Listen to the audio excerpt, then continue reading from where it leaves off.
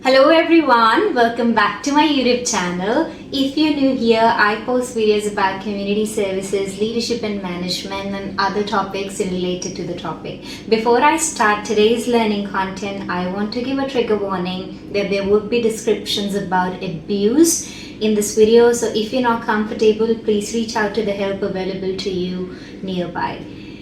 In today's video, we would talk about child abuse and how you can identify child abuse and what should be the preventive measures towards different types of child abuse. And as the African proverb rightly says, it takes a village to raise a child.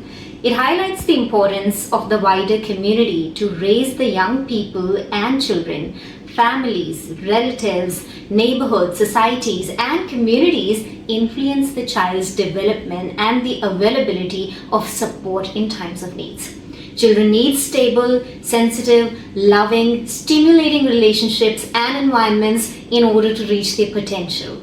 Social and community level factors like poverty, unemployment, housing affordability, violence impact children and young people. They are particularly vulnerable to witnessing and experiencing violence, abuse, and neglectful circumstances. So abuse and neglect at the hands of those who are meant to care is particularly distressing and harmful for infants and children.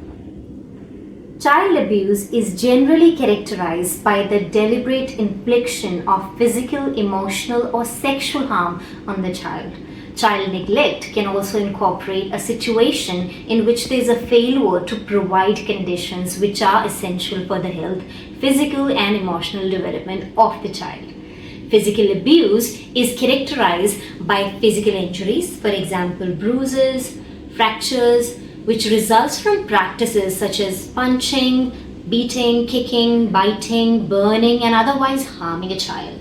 The injury may have resulted from over-discipline or physical punishment that is inappropriate at the child's age or conditions. Or it may occur when an adult is accidentally causing injury by shaking the baby vigorously through anger.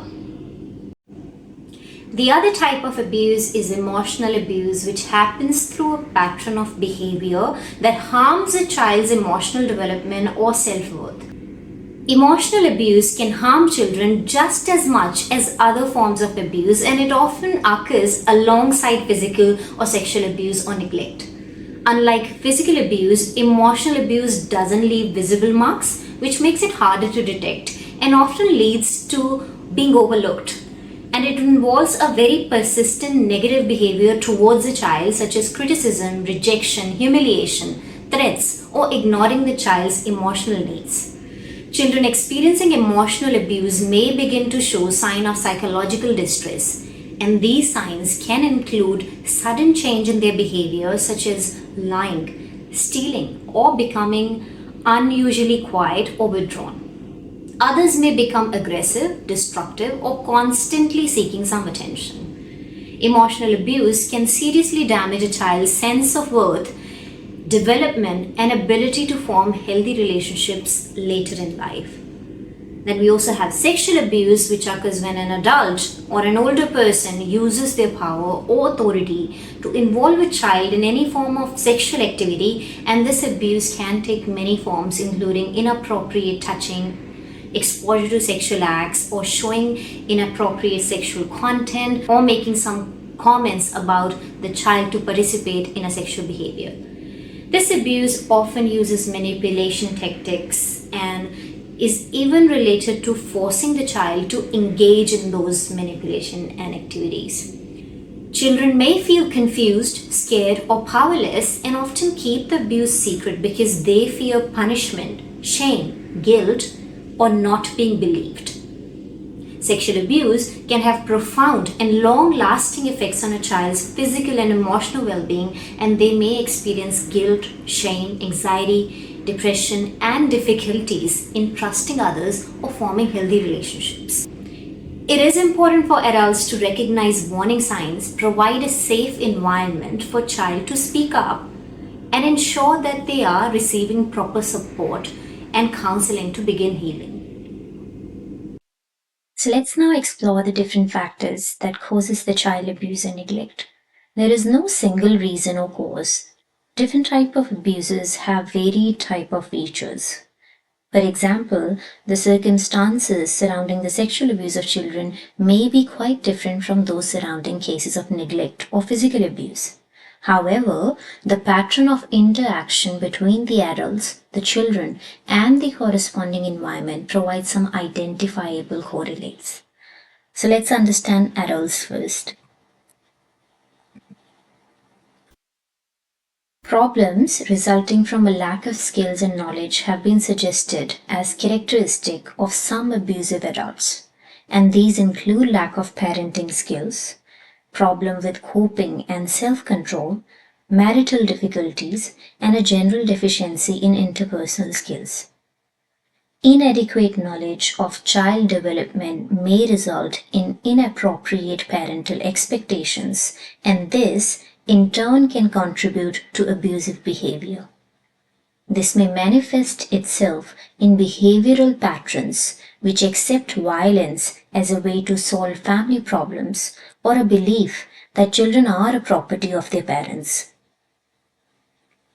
Specific situations such as early or premature pregnancy, physical illness, and poor ability of parents to empathize with their children can also increase the likelihood of physical and emotional child abuse as well as neglect. This is particularly so when social stress and social isolation characterize the family. A lack of support networks may contribute to difficulties.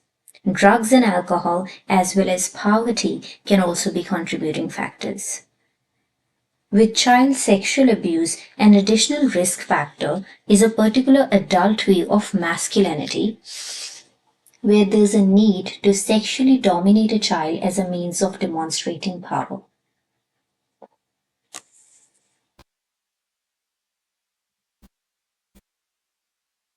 Certain children are more physically and emotionally vulnerable than others to abusive and neglectful behavior.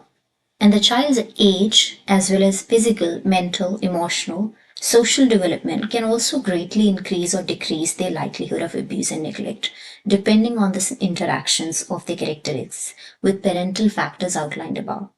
Younger children, due to their size and development status, are particularly vulnerable to physical abuse and emotional abuse and neglect. And it must be emphasized, however, that although there are characteristics which make children vulnerable, children are not at all responsible in any way for their abuse.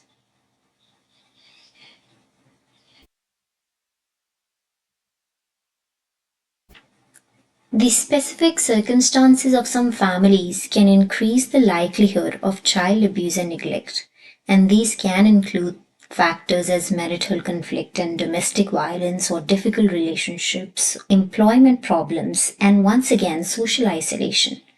Physical and health problems may also increase the risk. As a result, families involved in child abuse and neglect tend to exhibit a pattern of day-to-day interactions characterized by a low level of social exchange, low responsiveness to positive behavior, and high responsiveness to negative behavior. Ineffective and inconsistent punishment and discipline are often used. Research on attachment and bonding has also demonstrated the importance of early parent-child interactions within the first days of life, particularly with premature and ill newborn babies. Studies have found that the less parent-infant contact during the prenatal period, the more likelihood there is of abuse and neglect occurring. Environmental factors are often found in combination with child, adult, and family factors. For example, changes in the financial condition or employment status or family structure may also shake family stability. Some parents may not be able to cope with the strain resulting from these changes, and as a result, they may experience difficulty in caring for their children.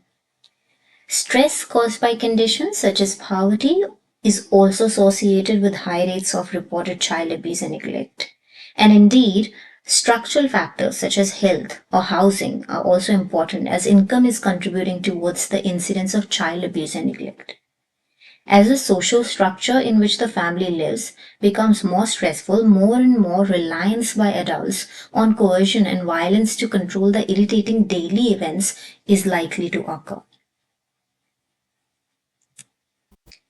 Systems and organizations. So, three types of abuse which can be caused in societal systems have been identified, beginning with institutional abuse, then program abuse, and system abuse. Institutional abuse has been defined as an abuse resulting of any system, a program or policy or procedure or individual interaction with the child in placement that abuses, neglect, or is detrimental to the child's health and safety or emotional and physical well-being, or in any way exploits or violates the child's basic rights. System abuse has been defined as abuse that is perpetuated not only by a single person or agency but by the entire child care system stretched beyond its limit.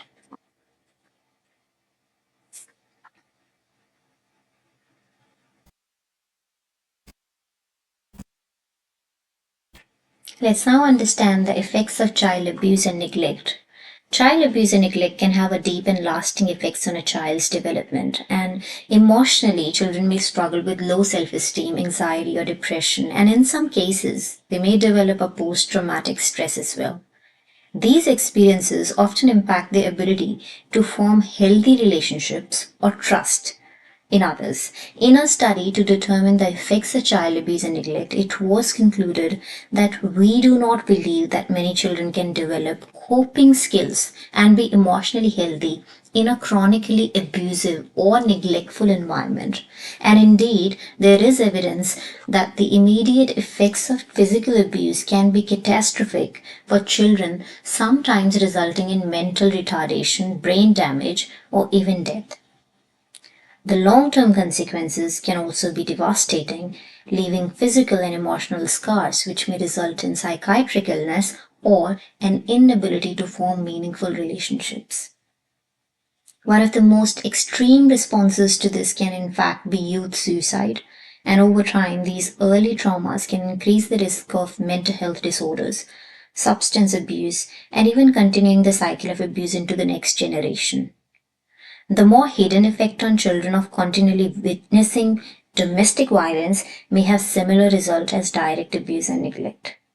Children in such situations can, like abused children, exhibit low self-esteem, lack of trust in adults, attention-seeking behavior, chronic illness, allergies, and frequent injuries, self-destructive behavior, including substance abuse and offending, as well as depression and homelessness.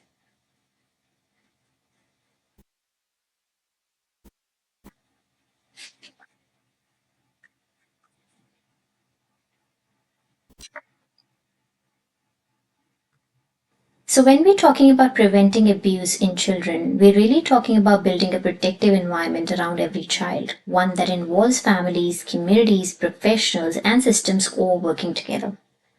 Let's start with education. Children need to be taught from a young age about body safety, understanding what's okay and what's not okay when it comes to touch, learning to say no, and most importantly, knowing that they can trust an adult, a trusted adult, if something feels wrong.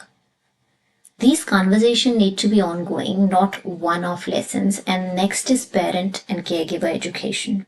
Many cases of abuse happen when adults are under pressure, stressed, or unaware of how to respond to child's behavior. So prevention means helping parents develop positive parenting skills, offering them support when they are struggling, and reducing the stigma around asking for help. Then there's a role of professionals as well, teachers, support workers, health staff. They're often the first to notice when something's not right, and that's why regular training is so important.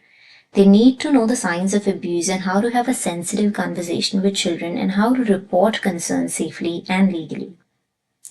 We also need to ensure that the child-related organizations have strong safeguarding policies in place, and this includes things like background checks for all the staff and volunteers, clear code of conducts, and a well-understood reporting procedures. These policies help create a culture where children are safe and adults are accountable. Another key element in preventing is creating safe and trusting environments. Children must feel heard and respected. We should be encouraging them to speak up, and when they do, they must be believed and supported. When kids know that adults take their feelings seriously, they're more likely to speak out if something's wrong. Lastly, early interventions play a huge role. If we notice warning signs like sudden changes in behavior, anxiety, or withdrawal, we need to act quickly and appropriately. Offering support early can prevent more serious harm down the line. So in summary, prevention is not about reacting after abuse happens. It's about creating a world where children are educated, families are supported, professionals are trained, and communities are alert. It takes all of us work together to keep children safe. Child neglect is characterized by failure to provide for the child's basic needs. And unlike other forms of abuse, it is an act of omission by the caregiver which jeopardizes or impairs the child's physical, intellectual, or emotional development. A child who is neglected may be at risk of injury or harm owing to inadequate supervision. They may also be constantly tired, hungry, lifeless, or have medical conditions related to poor hygiene. More recently, we are recognizing that in order to truly prevent the child from abuse and neglect, we need to develop and use comprehensive strategies that target interventions for children, families, and the community simultaneously. Child welfare and family services are making alliances with local communities to help improve the social structure and environment of the communities. An effective child abuse prevention must develop from a strong child family service base. Unless children and families have adequate housing, health, education, and income security, efforts to prevent child abuse will be hindered. Communities play a very vital role in preventing and addressing child abuse and neglect. One of the most important steps is raising awareness through education and open conversations so we can break the stigma and silence to reduce the harm. Providing access to preventing support and resources can help the families also cope up with the stress and build healthier relationships. It's also essential for community members to report any signs of abuse and support the organizations that offer shelter, counseling, or other services related to that. When schools, healthcare providers, and law enforcement social services work together, that's when they create a safety net that helps keep children safe and supported. Thank you for watching this video. If you found this video helpful, please share it with your friends and families, and please look after to create an environment which is supportive to children's well-being. Thank you. I'll see you in the next one.